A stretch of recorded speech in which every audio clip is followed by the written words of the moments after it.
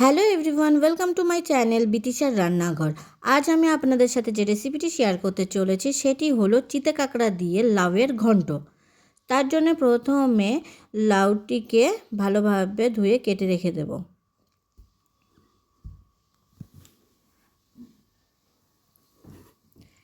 এরপর চিতে কাঁকড়াগুলোতে লবণ হলুদ মাখিয়ে রেখে দিয়েছি। কড়াইতে তেল গরম করে তার মধ্যে লবণ হলুদ মাখানো চিতে কাঁকড়াগুলোকে ভালোভাবে ভেজে নেব।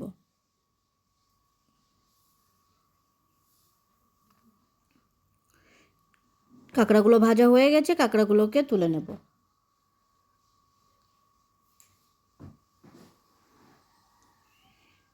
এরপর গরম তেলের মধ্যে দিয়ে দেব শুকনো লঙ্কা আর পাঁচফোড়ন, দিয়ে সেটিকে একটু ভাজা করে নেব। এরপর এর মধ্যে দিয়ে দেব রসুন কুচি, দিয়ে সেটিকেও ভাজা করে নেব। এরপর এর মধ্যে দিয়ে দেব পেঁয়াজ কুচি, দিয়ে সেটিকেও ভাজা করে নেব।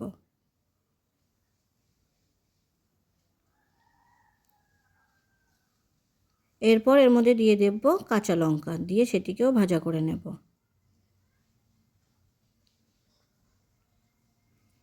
এরপর এর মধ্যে দিয়ে দেব কেটে রাখা আলুর টুকরোগুলিকে, দিয়ে সেগুলোকেও ভাজা করতে থাকবো।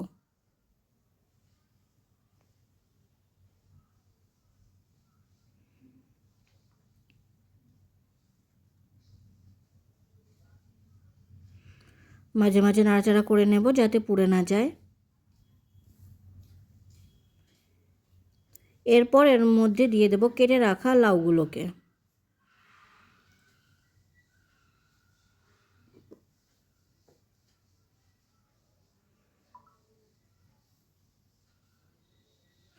লাউগুলো দেওয়ার পরে সেগুলোকে ভালোভাবে মিশিয়ে নেব।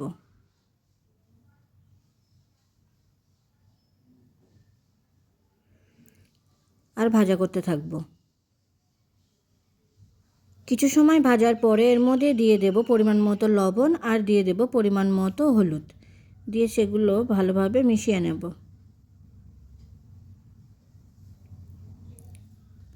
আর ভাজা করতে থাকবো।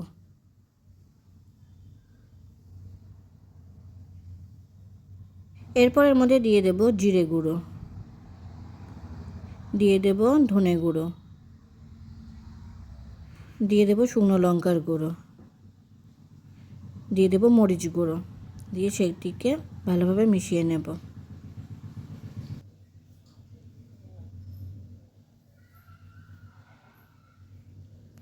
এটিকে ভালোভাবে কষে নেব।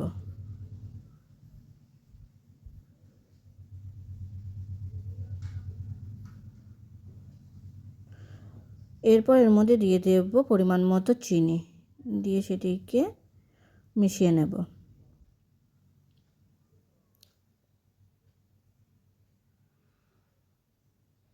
এরপর এর মধ্যে দিয়ে দেব ভেজে রাখা চিতে কাঁকড়াগুলোকে, দিয়ে সেগুলোকেও ভালোভাবে মিশিয়ে নেব আর কষতে থাকবো।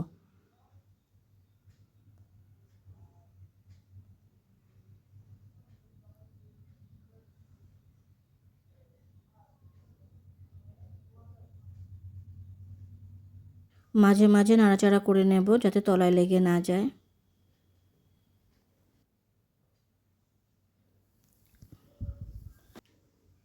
কষা হয়ে গেছে। এরপর এর মধ্যে দিয়ে দেব পরিমাণ মতো জল, দিয়ে সেটিকে ভালোভাবে মিশিয়ে নেব।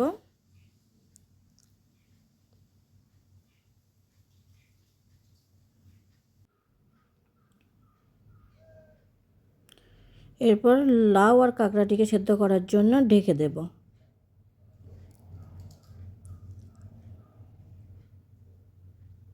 লাউগুলো প্রায় সিদ্ধ হয়ে এসেছে।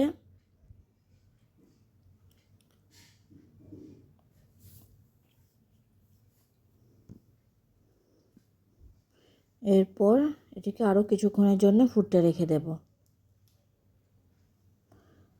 মাঝে মাঝে একটু নাড়াচাড়া করে নেব।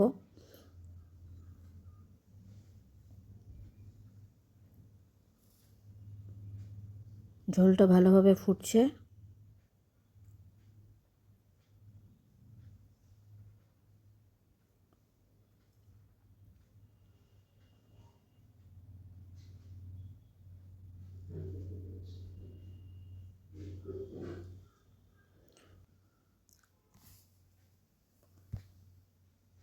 তৈরি হয়ে গেছে আমাদের চিতে কাঁকড়া দিয়ে লাউয়ের ঘন্ট। ভিডিওটি কেমন হয়েছে অবশ্যই কমেন্ট করে জানাবেন। আর ভিডিওটি যদি আপনাদের ভালো লেগে থাকে তাহলে অবশ্যই সাবস্ক্রাইব করবেন।